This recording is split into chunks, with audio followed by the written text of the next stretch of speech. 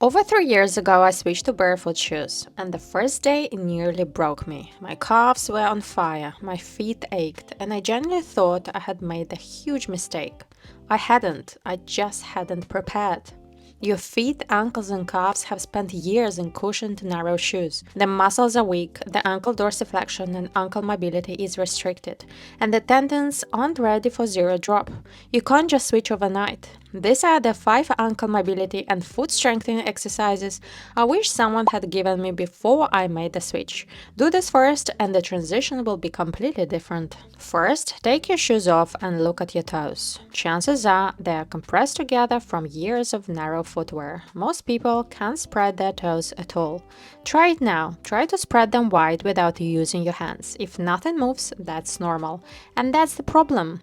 First, use your hands. Pull each toe apart, spreading them wide, hold for a few seconds. Work through all 5. This is passive toe mobility. Now try actively, no hands. Try to spread your toes as wide as possible. Then try to lift your just big toe while keeping the others down. Then try to lift the 4 small toes while keeping the big toe down. This sounds simple, it is incredibly hard, even for me. You can also use toe spacers. Wear them around the house for 10 to 20 minutes a day. They passively retrain the natural width of your forefoot and speed up the whole process. 30 seconds to 1 minute of passive spreading. 10 active repetitions lifting your toes each direction.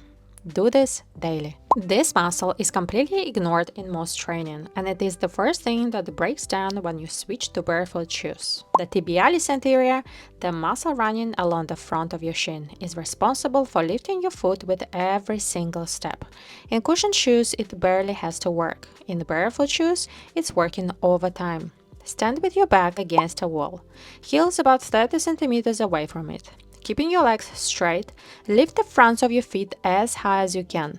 Toes up, heels stay on the floor. Lower slowly. That's it. Simple, but do 20 of this and you will feel a burn in your shin you have never felt before.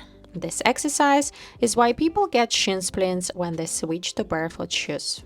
3 sets of 20, build up to doing this with a resistance band. Strong tibialis anterior, no shin pain. This one is for your Achilles tendon, calves, and ankle dorsiflexion, and it is the most important exercise on this list if you want to avoid injury. Cushion shoes have a heel rise built in. Your Achilles have been sitting in a shortened position for years, and your ankle dorsiflexion, the ability to bend your ankle and bring your toes toward your shin, becomes restricted. Zero drop barefoot shoes remove that heel rise completely, and suddenly your Achilles and ankles are being asked to work through a range they haven't experienced in a long time. This is where injuries happen. Stand on a step or a curb, heels hanging off the edge. Rise up, then lower slowly, taking 4 to 5 seconds to go all the way down. The slow eccentric loading builds tendon resilience and progressively increases your ankle dorsiflexion range.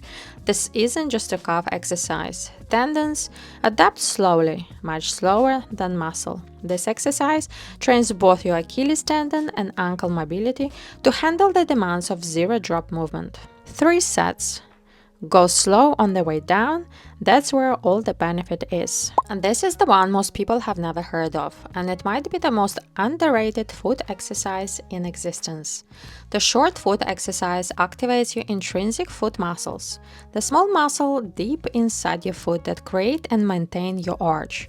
After years in cushioned supportive shoes, these muscles are essentially asleep. Your shoe has been doing their job for them. Sit or stand with your foot flat on the floor. Without curling your toes, try to shorten your foot. Pull the ball of your foot toward your heel, creating a dome shape in your arch. Hold for 5 seconds and then release.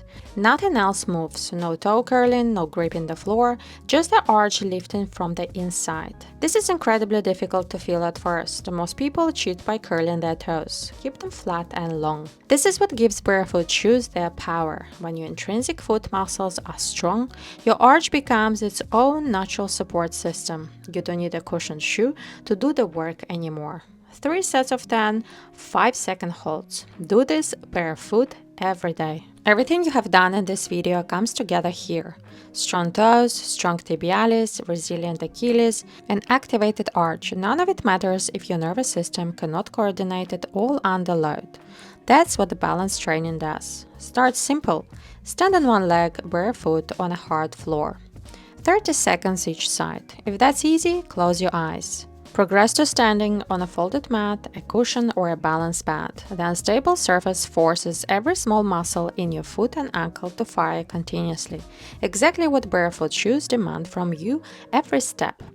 This is why barefoot shoes improve your balance over time. They restore the sensory connection between your feet and your brain that cushioned shoes block.